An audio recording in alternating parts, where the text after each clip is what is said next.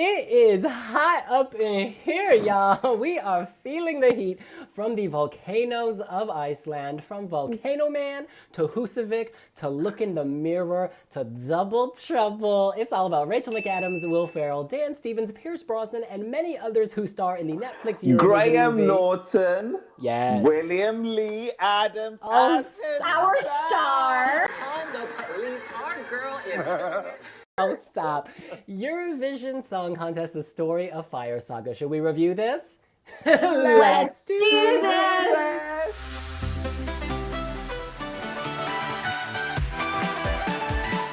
You guys, the time has finally come. We have all seen the movie, all 2 hours of it. I just want to kick this off by saying there was no Eurovision this year. That was very difficult for a lot of people, the singers, the fans, people involved organizing the show. But we have this movie, this kind of goofy, silly, wacky burst of sunshine. I'm so glad we had it. So in a way, Eurovision did take place. In any case, my main point is that I'm just so happy that I was able to tune out from all the issues going on in the world right now for 2 hours and enjoy this movie, kind of like a Eurofan detective, looking to see what we could spot from the world that we know and seeing how it's translated, to a mass audience. And so it was almost like a forensic exercise. I'm sitting there watching like, ooh, look at that. Ooh, look at that. Ooh, we know her. Ooh, we know that song. Ooh, that's what happens at rehearsals. And so I found it really engaging and really interesting. In any case, Suzanne, what about you? So it was quite the enjoyable 2 hours. I enjoyed the movie. I laughed, I smiled. There were moments where I wanted to cry. I enjoyed the music. I loved seeing familiar faces. It was a happy 2 hours. So things that kind of bubbled up for me, one was the timing. I was really wondering, had we not been living in this crazy world of a pandemic, when would the movie have been released? Would it have been right before Eurovision to get people watching Eurovision? Would it have been right after for the Eurovision community to keep the excitement going? And we'll never know because we are living in this crazy world. So there's that. Secondly, there were a lot of Eurovision facts in there, right? Like a few that were just kind of thrown into the script. The country that wins this year hosts next year. The magnitude of the people who watch Eurovision, the cost of hosting, which Rotterdam learned all too well this year, how songs are selected. Everyone hates the UK, which I thought was really funny. And then how Lars was like, kind of harassing the Americans because in reality, that kind of is what Europeans think about Americans. Though I have to say, having visited Iceland this past November, I found the Icelanders to be just beautiful, warm, welcoming hosts. And then I'd be welcoming too if I saw a walk-in pocket with some dollars falling out because this girl shops. She's like, anyway, sorry. I didn't really do that much shopping, but the overarching thing for me that I kept thinking about was, will this movie make people want to watch Eurovision? Yes, it's educational as far as what Eurovision is to a degree, but will it really draw new fans in? Okay, so what I'm hearing from you is two things. One, that it does a good job of introducing the non-viewer to the basic facts of Eurovision, and second is your hope that it might make people want to watch Eurovision. Devin. Well, a fair point, but I also think a lot of the basic facts are distorted and they are twisted, and it does create, a false narrative to some degree. One of the things that Eurovision is all about production. You have to be sort of in the belly of the show for several hours pre and post. I mean, we know that because, when we throw the Wiwi Jam parties, certain acts cannot come just because they're committed to being in the show. It's not just like you do your 3 minutes and out. So the fact that Lars can just disappear off to Iceland and go fishing with his father, for me, it's just like completely bonkers. So I think anyone who's ever participated in Eurovision is watching this thinking, gee, why didn't I have that much time, right? Yeah, but also, why would you want to leave the experience? All the parties, the Wiwi Jam, etc. I know he has some because romance issues. He was a poor loser, even though he didn't lose. You know what, though? Which is not the Icelandic spirit, can I just point out? What about my dreams? I'm not going to pee on your dreams. So let's just focus on the positives here.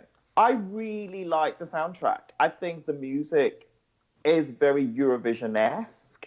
It sounds familiar, even though they are new tracks. And I absolutely adore the cameos. The cameos for me were just like my friends popping out on the silver screen. And I was so excited to see so many people that I've formed great bonds with. Madam here on the chat, killing it. You know, like...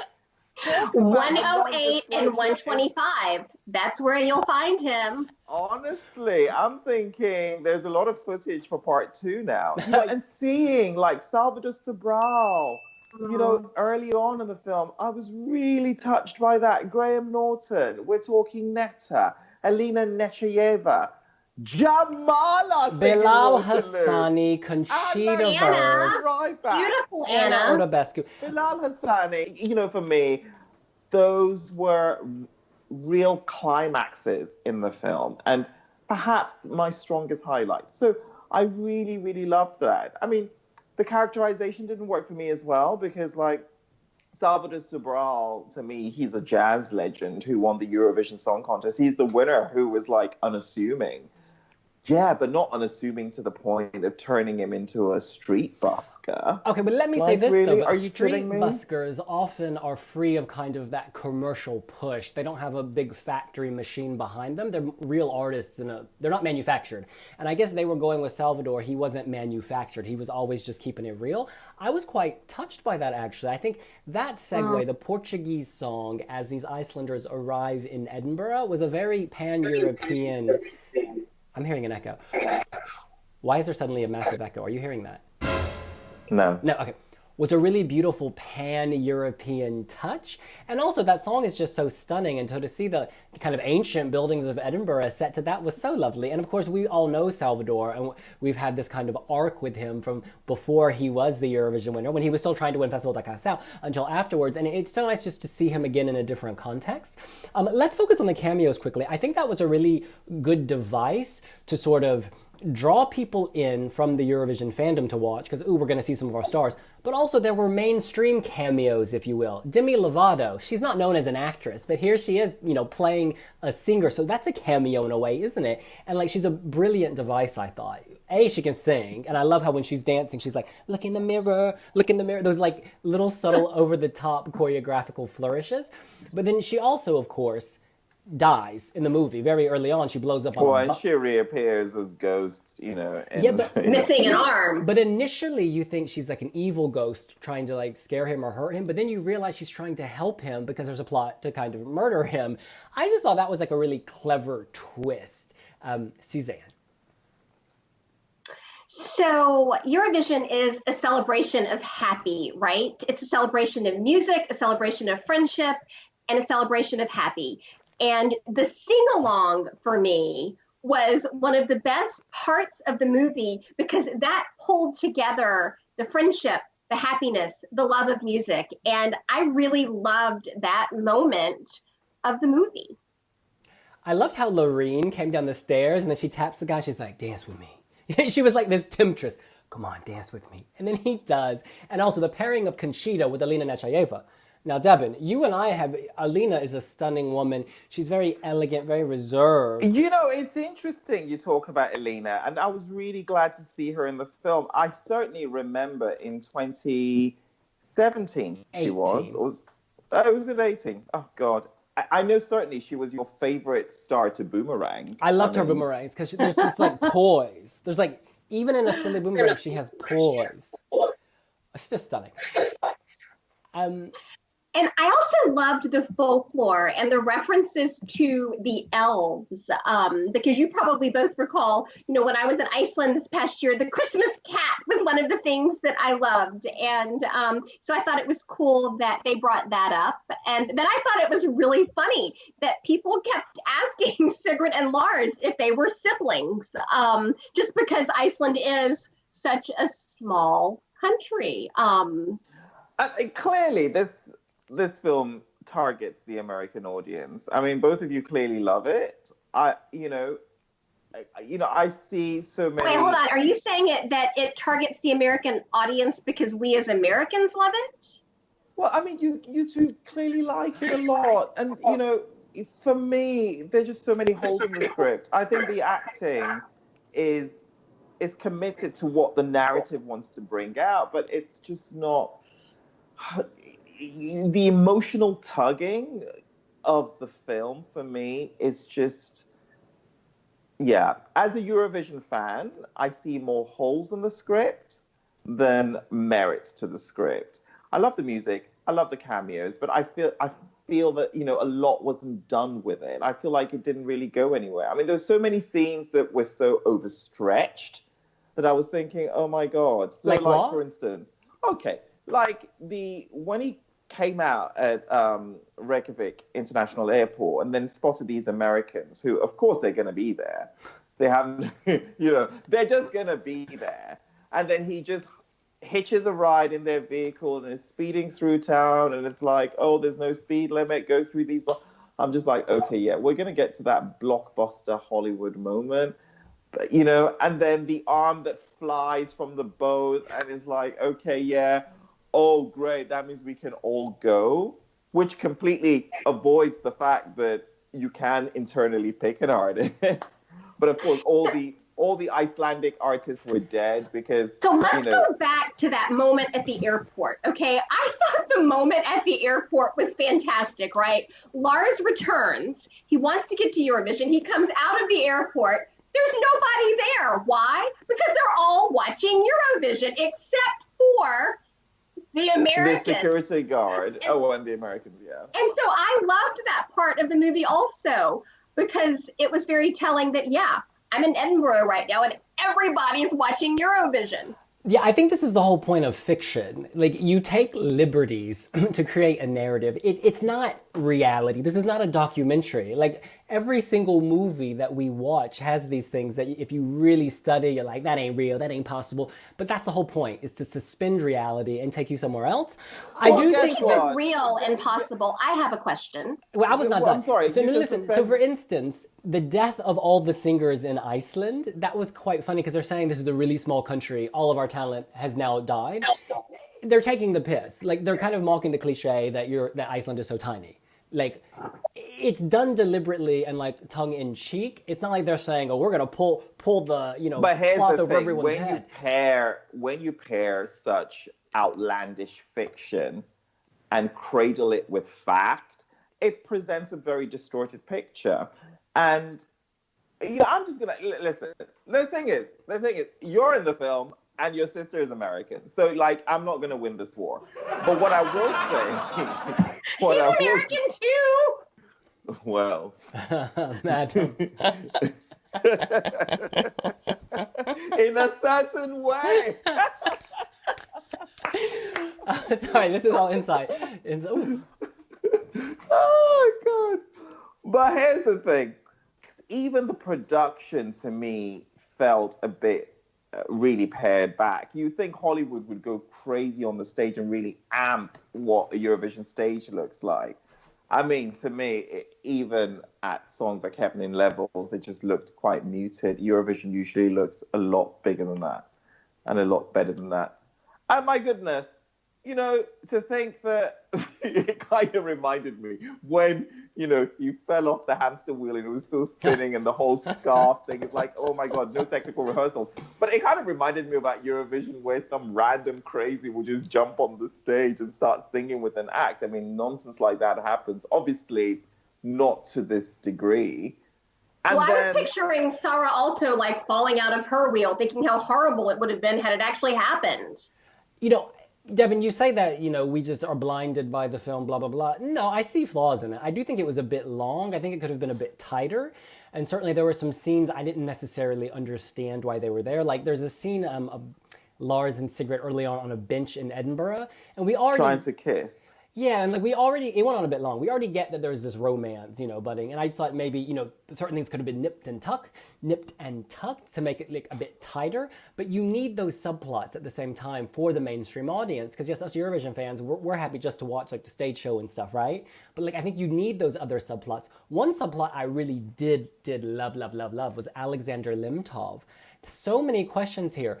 is he trying to break them up because he doesn't want them to win? Is it because he's actually in love with this woman? But wait, he's clearly gay. So is his affection for her just a friendship thing? There are so many layers. And at the end of the movie, he says something really beautiful. He's like, here I feel safe, or here I can be myself. At Eurovision, it's okay.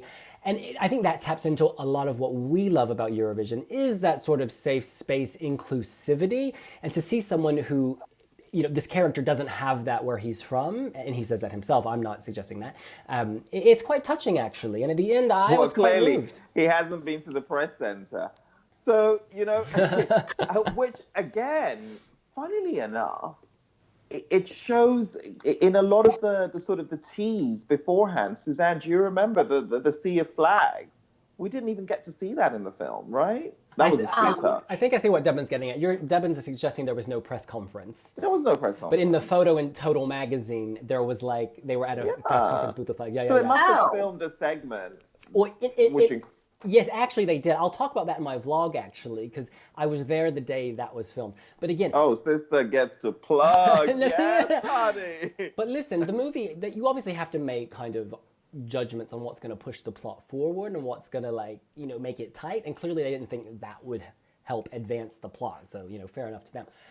Let's talk about the soundtrack, actually, because I think a lot of the songs are really, really excellent. Lion of Love, the Russian song, it has that Schlager feel. It's camp, it's over the top.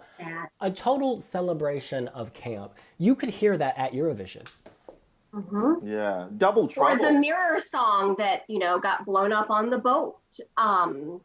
Yeah, Demi Lovato's song, it was a showcase for her voice. That was a vehicle for her voice. Much like... It reminded me of Alenka Gotard. Just go, it doesn't matter what the audience are thinking or feeling. You are just going to do your own thing regardless. Maria Yelena Kyriakou. Again, a song that's a vehicle for a voice, and Demi Lovato can sing. Double Trouble's an excellent song. Excellent. Huh?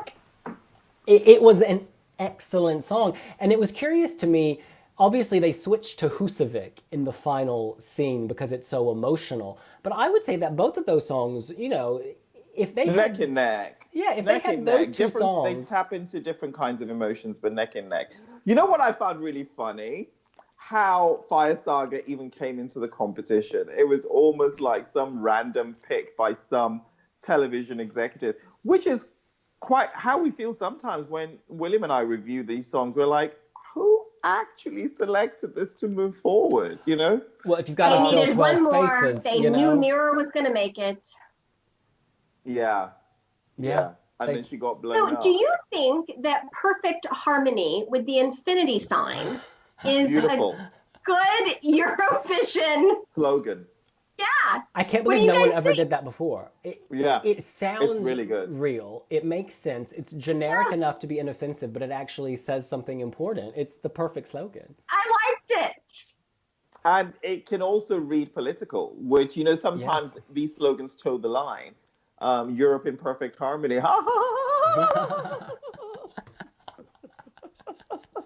And you brought up inconsistencies earlier, and I think the funniest one is how the voting with the countries announcing 12 points takes place in the semi-final. Yeah. But obviously they had to do that because for them, the thrust of the drama was Lars and Sigrid ultimately having this kind of reconciliation on stage, this romantic moment. And you can't suddenly have the points there. And I also loved how Alexander Lemtov, he wasn't competing in the semi-final. So he was like, I'm going to go hang out with my girl Sigrid in the green room. Because all the songwriters and all the journalists, and everybody's trying to get those passes to be in the green room with their delegation. Okay, so Mr. Lemtov would not have necessarily had one that night. Exactly, and you can't even be in the green room because you will be in the shot. So if anything, you'd be backstage because it just confuses the audience. So I thought that was very interesting. Also, what I thought was very interesting is this Greek temptress who you've suddenly formed very strong bonds with. But you've only kind of met her in the week and enough for you to trade sex partners. You go sleep with Lars so I can have secrets. Well, it's kind of like how at, Congo Magique or Festival Kungis, you meet singers who become friends and they compete again later and other things. Maybe they were at New Wave together or, do you know what I mean? We don't know. They could have met at Congo Magique in Albania, for instance. I like how affirming she was. Or I'm very sexy. Like, that's not in dispute, but I still couldn't get Lars. Wow. That's because Lars's heart is really cigarettes. I loved the end where there they are on stage dancing with their baby, and Helga and his dad are wedding. I thought that was just ding dong. ya ding dong. Question for you. I thought it was a lovely ending. Who would you give best actor or actress to? Best actor or actress, I'll kick this off. To me, it goes to Dan Stevens. Every single time he spoke, I was there. It was just so funny how he said unique has 4 syllables. He had this over-the-top accent. I love the scene where they're in bed when Sigrid wakes up and he's like looking at her in the mirror. And she's like, were you looking at me? He's like, no, it's braiding your hair. It's just For 6 hours. He's just hilarious. Every line was on point. Every kind of intonation was on point. And the performance on stage was on point. He is my winner. Devin? I don't really have an opinion. I didn't think the script allowed anybody to showcase any kind of real acting. Will Ferrell literally played himself. Rachel McAdams, yeah, she was good at lip syncing. Maybe the best lip syncing ever. Yeah, possibly. I mean, is there a one Golden Globe high note category? she hit? I was just like, go girl. The spirit note. Is there a Golden Globe category for that? Is there a BAFTA? Girl, she was lip syncing for her life and her legacy. So I'm with William. My favorite character in this entire movie was definitely Dan Stevens. Well, not the character, but Lemtov. He was my favorite character. Give the man a spin-off. Yeah, let's have that pet tiger. So, did you guys notice at the beginning of the movie, you've got these 2 people singing on stage, and they kind of sounded like this year's Denmark, Ben and Tan? I thought that. Okay, and I thought it was so interesting because that was clearly filmed before Ben and Tan's song came out. And I just thought it was cool because it was very Denmarkish, Ben and Tanish. Well, if you look at the list of composers, a lot of them actually have worked with Melody Festival and artists.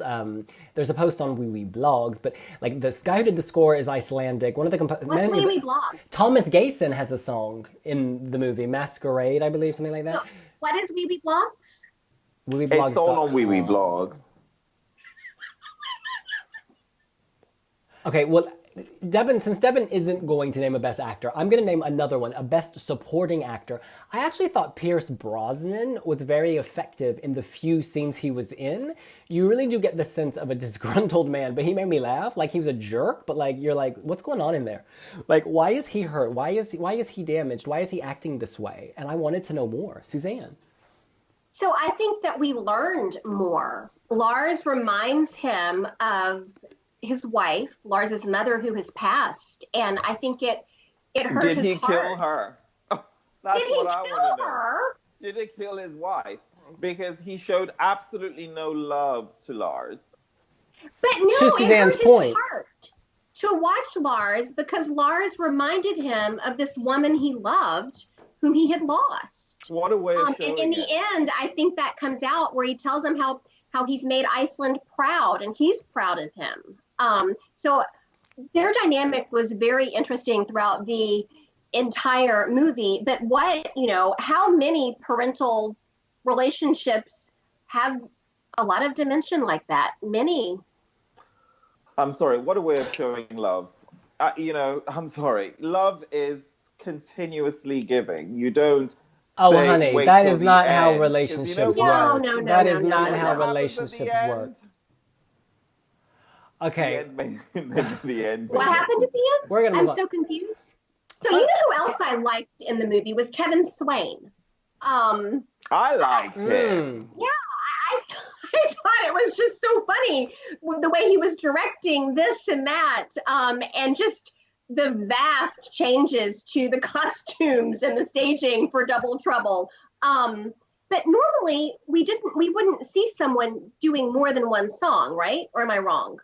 They were disqualified, Suzanne. You wouldn't have someone kind of addressing the audience and saying, I love this woman, and then telling her to choose a new song, and they magically... Well, here's the thing. They would have even been The allowed disqualification... That would have been... They would have cut it off before that even happened. And the EBU would have edited it out of the YouTube footage later.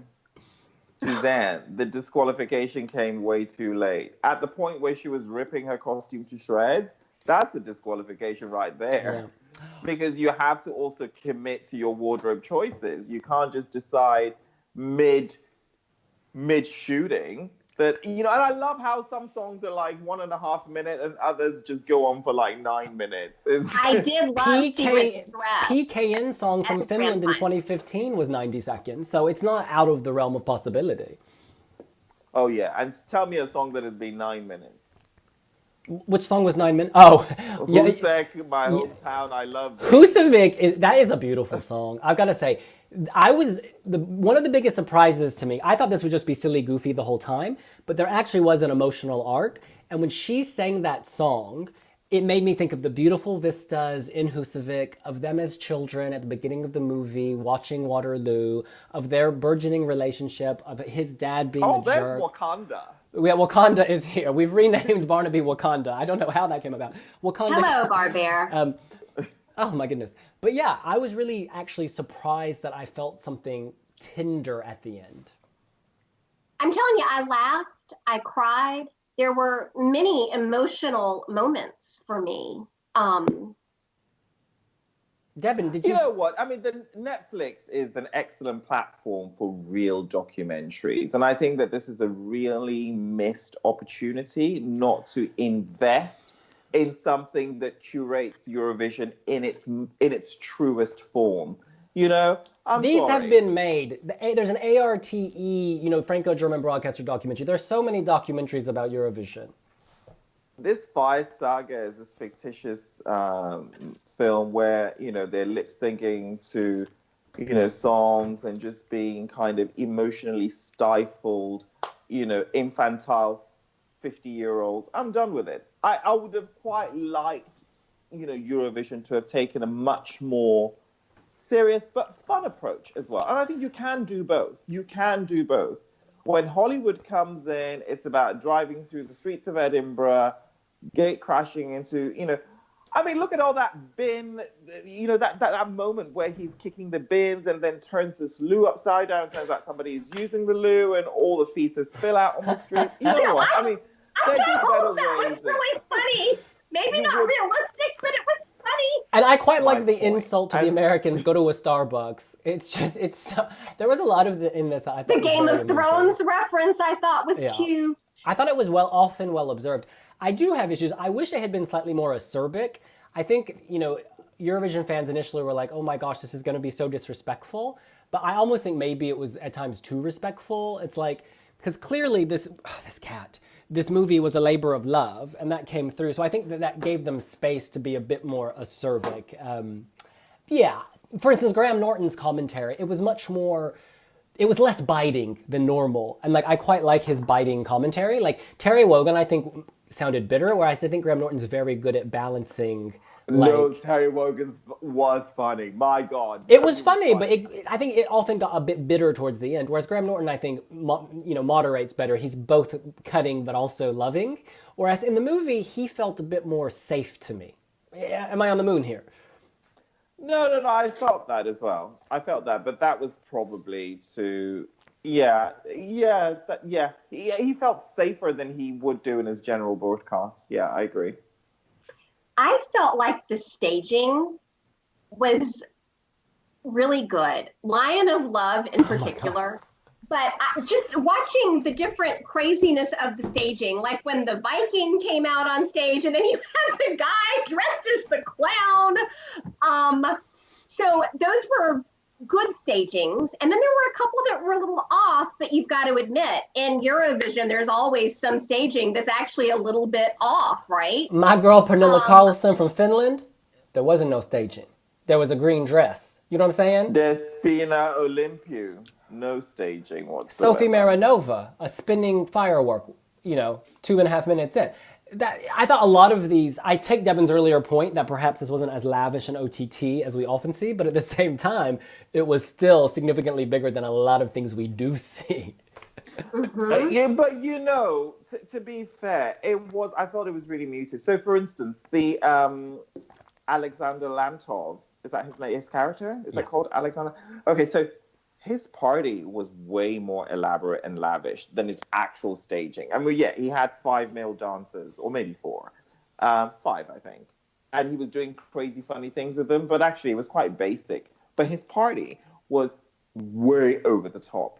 And usually in Eurovision, if you're going to have a way over the top party, your staging is going to be even more over the top.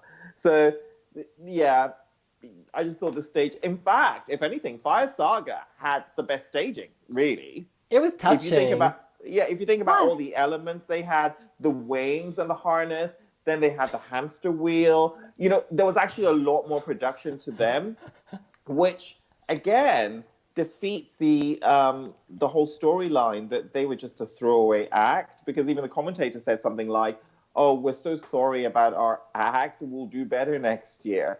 But clearly they've thrown a lot of resources into staging it. And it just, again,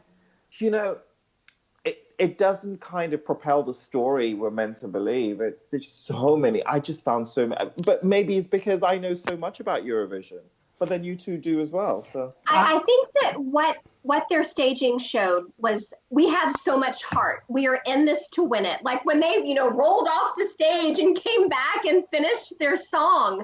I loved that. It cracked me up when the commentary was, "Here we are, another adventure in Iceland. Call the fire department." There were just so many things about this movie that I really find endearing. I will likely watch it again. I was literally about to say I'm going to watch it again, because the first time I was watching it more as like a Eurovision fan. Make sure you focus on the 128 mark. Girl, you better call the police.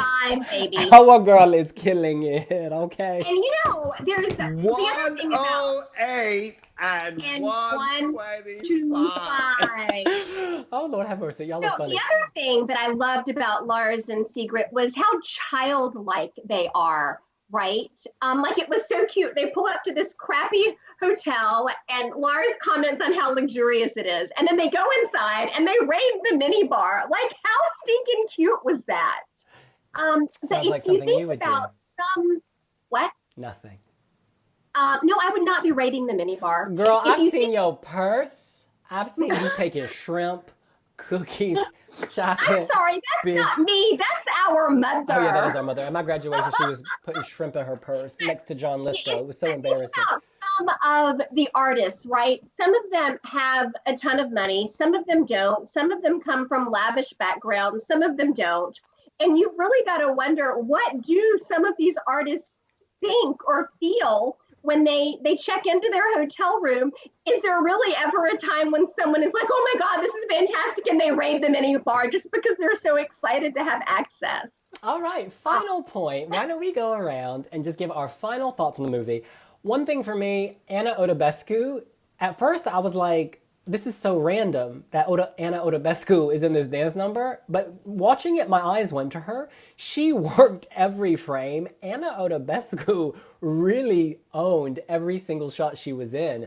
And I couldn't take my eyes off of her, so well done to her. She's very model-esque. She looks amazing. She really does look amazing. And abs of steel, and her outfit was showing that off.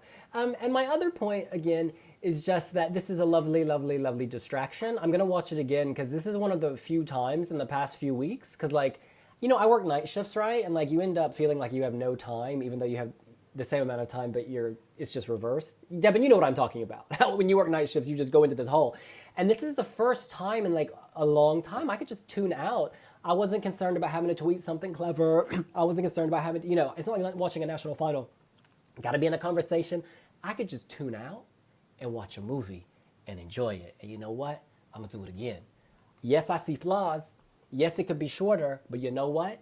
It's a welcome distraction. And for me, movies are about entertainment and taking you somewhere else. I don't care if that other place is 100% accurate. I like the approximation. I'm here for this. I'm so glad this is in the oeuvre now of kind of Eurovision material. Devin. My favorite moment was seeing Jamala, and I really liked that Jamala was asked to be a part of the project, because Jamala, even Eurovision fans know her as being super serious and stuff. I can never forget when William was interviewing Jamala for Wiwibloggs, and there was just that moment, William, you remember, where tears, and she was like, every time I have to sing the song, I feel like a part of me is just like connected to my grandmother's heritage. And we had to stop filming, William. I was your cameraman, and we just had to take a moment. It was so emotional. So to have Jamala come and see a fun side to Jamala doing a Waterloo cover version and just kind of like working it, looking so fabulous. Amazing. For me, was just really amazing. And I like the reinvention of some of our Eurovision heroes as just fun, light-hearted people. And yeah, the others were kind of expected. You know, we know them as being fun people, but Jamala is just kind of, you know, she's a much more of a serious artist. So it was great to have her there. That was my key highlight. Okay, couple more thoughts here. Oh Lord. Sorry. I know, I've only got one thing that I didn't mention earlier, Johnny the rapper. Do you guys remember that song where Johnny was rapping? Yes. Okay, so, and I loved the train pulling up in the background. I loved him rapping, and that to me almost sounded like You Got Me and Soldi together. There was a mix of both of those songs in the Johnny Rapper song. Which was interesting, because John Lundvik from Sweden was also in the film. And yes, he didn't represent Sweden. They had an actor play Sweden. Yeah. I love it when Lars calls Katiana out about not having ghost powers. I thought that was really funny. Demi Lovato slayed. I'm sorry. She slayed. Her outfit, I am looking the fire. forward to all of the memes that we're going to see for William. Like, I really can't wait to see the memes that come out, because they're going to be hella funny. My favorite thing is the dubbing in foreign languages. It is so funny. In Spanish, it's like, it's this really deep voice, and you know my voice ain't that deep. Anyways, go ahead. Let's see. But my favorite part of the movie, again, was definitely the sing-along, because Eurovision to me is this celebration of friendship, happy, music, love, and the sing-along pulled all of that together. I think the most disappointing thing for me is that I'm just not sure that the movie is going to generate a lot of new fans. And that's what I had hoped it would do. Because people hear me talk about it all the time, and they look at me like I'm a little weird, or maybe they know what it is, and they're like, how did you become associated with that? And then I got to explain my life with this crazy boy that's been in it forever, you know, my brother, that stone in my shoe. But I really hope... It's me again. Hey, you. Stone in my shoe. So I really hoped that the movie would generate new fans, and that maybe when I mentioned it, people might get what I was talking about and think it was as cool as I do. And so the most disappointing thing is I just don't know that the movie is going to have that result. I will, though, be watching it again, because this time I had my phone out, I was taking notes. And, we can tell. But I just want to sit down and watch it again and just enjoy the movie. Well, that's what we think. What do you Hold on, did Devin give his final thoughts, or did... He did. Yeah, Jamala. Okay, sorry. Do you know who Jamala is?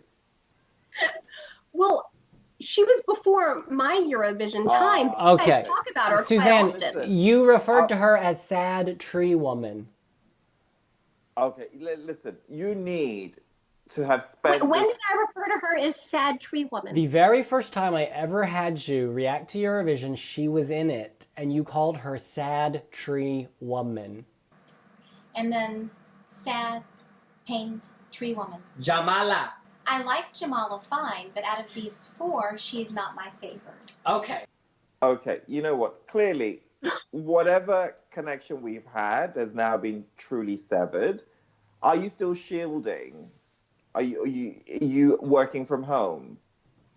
Because you really have a lot to catch up on. So, Girl. Devin, I've worked from home for like Listen. 7 years. Okay, Hunties, perfect. this video I'm is gonna over send you 40 a minutes. list of must-dos. Okay, we need to go. We need to go. That's what we think. What do you think? Are you loving Eurovision Song Contest, the Story of Fire Saga? Is the volcano erupting on your streaming service? Who was your favorite character? Who was your favorite actor? What was your favorite cameo? Which subplot did you love best? Let us know here on Wiwibloggs. Follow us on multiple social media platforms as we journey to the Netherlands in 2021. Don't forget to watch the movie for real. But we will be journeying to Rotterdam. You know, last year was a leap year, so there was an extra day, but this is like the longest road to Rotterdam ever. Facebook. We have a new, Facebook, Twitter, TikTok Instagram. as well. We have a new podcast on Spotify. Like, we're there. Check us out. We'll see you later. Bye.